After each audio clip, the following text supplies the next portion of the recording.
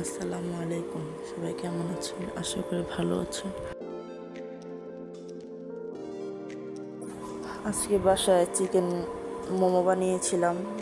প্রথমে লাগবে 2 কাপ ময়দা, এখানে আমি মেপে 2 কাপ ময়দা নিয়ে নিচ্ছি।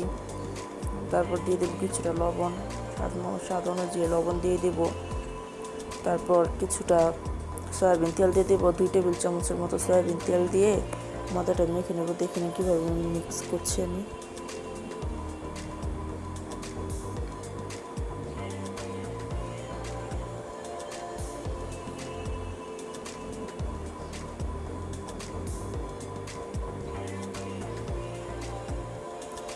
মিক্স করা হয়ে গিয়েছে আমার। এখন কুসুম গরম পানি দিয়ে ময়দাটা মেখে নিব।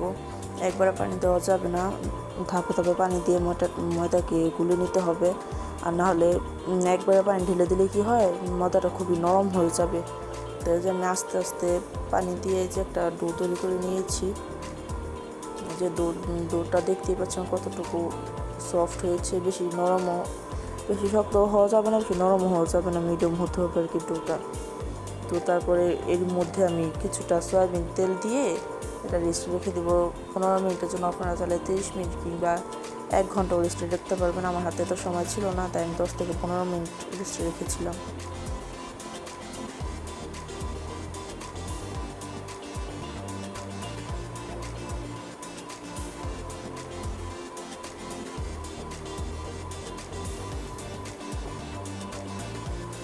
তো ফার্স্টে আমি 2 কাপ মুরগির বুকের মাংস কিমা করে নিয়েছি। এর মধ্যে দিয়ে দিচ্ছি কিছুটা পেঁয়াজ। তারপর দিয়ে দিব কিছুটা লবণ। এখানে অল্প লবণ ইউজ করছি, এখানে যেহেতু সয়া সস ব্যবহার করবো। সয়া সস এমনিতে অনেক লবণ থাকে, তাই লবণটা বুঝে শুনে ব্যবহার করতে হবে। তারপর দিয়ে দেবো শুকনো মরিচ। আমি যেহেতু কাঁচামরিচ খাই না, তাই কাঁচামরিচটা দিইনি, তাই শুকনো মরিচের গুঁড়োই ব্যবহার করেছি। দিয়ে দেবো কিছুটা হলুদ, সামান্য একটু হলুদ দিয়ে দেবো। হলুদ বেশি দেওয়া যাবে না, বেশি দিলে এটা খারাপ গন্ধ করবে। তো তারপর দিয়ে দিব ভাজা জিরের গুঁড়ো, অল্প একটু ভাজা জিরের গুঁড়ো দিয়ে দিব। দিয়ে এবার এগুলোকে সব মেখে নেব।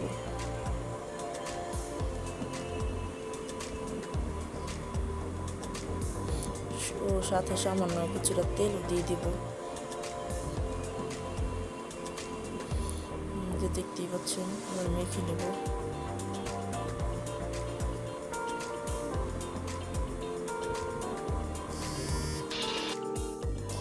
তো এই যে দেখে মেখে নিচ্ছি। তারপর দিয়ে দেবো আদা রসুন, দিতে মনে ছিল না, তাই এখন আদা রসুন বাটা দিয়ে দিচ্ছি।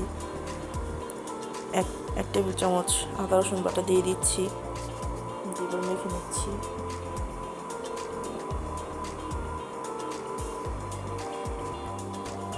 তারপর দিয়ে দিচ্ছি সয়া সস দিতে মনে ছিল না, পরে অ্যাড করেছি এগুলো। এখানে যে সয়া সস 2 টেবিল চামচ দিয়ে যে এখানে মেখে নিচ্ছি।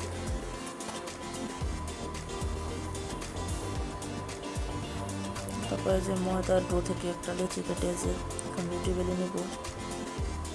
আমরা নর্মালি যেরকম পাতলা রুটি খাই, সেরকমই একটা রুটি বেলে নেব। তো এই যে দেখতে পাচ্ছেন, এখানে বড় করে একটা রুটি বেলে নিচ্ছি। তো এখন একটা মোটকার সাহায্যে আমি কেটে নেব। আপনারা চাইলে কুকি কাটার থাকলে কুকি কাটার দিয়ে কেটে নিতে পারেন। তো আমি মোটকা দিয়ে কেটে নিচ্ছি।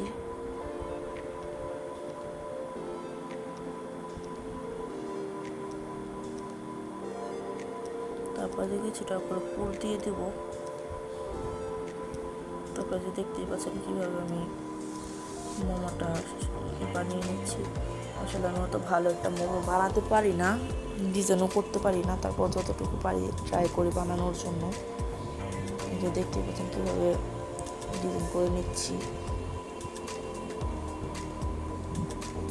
এই যে আমাদের তৈরি একটা মোমো। যে দেখুন, এখানে আমি প্রায় অনেকগুলো মোমো তৈরি করে নিয়েছি। তারপরে যে একটা পাতিলে আমি আগে থেকে পানি গরম বসিয়েছিলাম, তো পানিগুলো অনেক গরম হয়ে গিয়েছিল, ফুটন্ত গরম হয়েছিল পানি। তারপরে যেখানে একটা স্ট্যান্ড নিয়েছি, তারপর এটার মধ্যে কিছুটা তেল ব্রাশ করে এই যে এখন পাতিলের উপর বসিয়ে দিলাম। এখন মোমোগুলো দিয়ে দিব। তেলটা ব্রাশ করে দিলে হয় কি মোমোগুলো লেগে যায় না, তেলটা ব্রাশ না করে দিলে মোমোগুলো লেগে যায়। তাই তেল ব্রাশ করে দিয়ে এই যে এখানে আমি মোমোগুলো এক এক করে স্টিম হতে দিয়ে দিচ্ছি।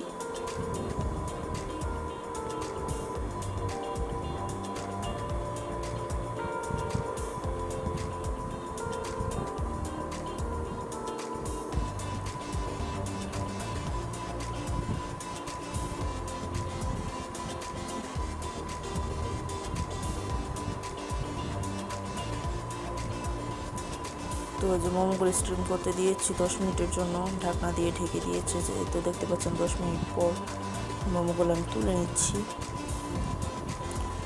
তেল দেওয়ার কারণে মোমোগুলো খুবই ইজিভাবে উঠে আসছিল।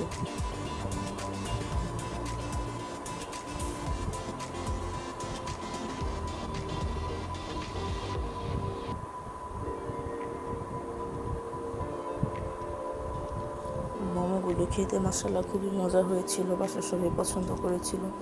তো এই যে দেখতে পাচ্ছেন গরম গরম একটা মোমো আমি আপনাদের ভেঙে দেখাচ্ছি। খুবই গরম ছিল তাই আমি ভাঙতে পারছি।